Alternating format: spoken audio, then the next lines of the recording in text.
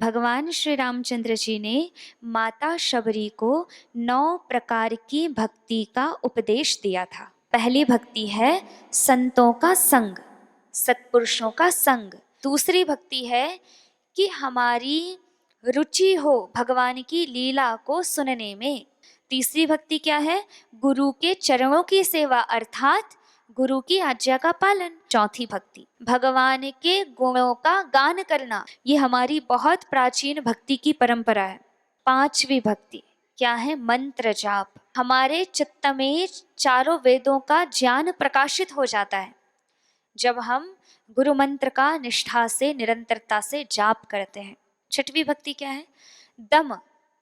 दम मतलब कि हमारा अपनी इंद्रियों पर नियंत्रण हो, और शील, हमारा चरित्र अच्छा होना चाहिए। हमेशा अपने कर्तव्य का पालन करते रहना चाहिए। हमारा जो धर्म है, हमारा जो कर्तव्य है, हमारा जो उत्तरदायित्व है, उसका हमें पालन करते रहना है। सातवीं भक्ति है कि हम संपूर्ण संसार में भगवान को ही देखें, भगवान का ही दर्शन करें। भगवान कह रहे हैं कि संतों को एक बार को मुझसे भी ज्यादा आप समय दो, उनको सुनो। क्यों? क्योंकि उनके ही माध्यम से हम भगवान तक पहुंच पाएंगे। आठवीं भक्ति है कि हमारे पूर्ण पुरुषार्थ के बाद हमें जितना परिणाम, जितना लाभ मिल जाए उसी में संतुष्ट रहना है, बेचैन नहीं होना, किसी को दोष नहीं देना, और सपने में भी किसी के दोष नहीं देखने चाहिए। नवी भक्ति है कि हमारे जीवन में सरलता हो, छल कपट ना हो, और भगवान के ऊपर पूर्ण आश्रित,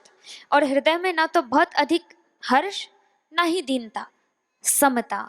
इसी को भगवान श्री कृष्ण ने योग कहा, समत्वम योग उच्यते। इन 9 भक्ति में से आपने अगर प्रयास पूर्वक किसी एक भक्ति को भी साध लिया तो स्वतः धीरे धीरे धीरे धीरे ये सारी 9 प्रकार की भक्ति आपके जीवन में आ जाएगी। जो इन 9 भक्ति को पालेगा उसको भगवान का दर्शन हो जाएगा।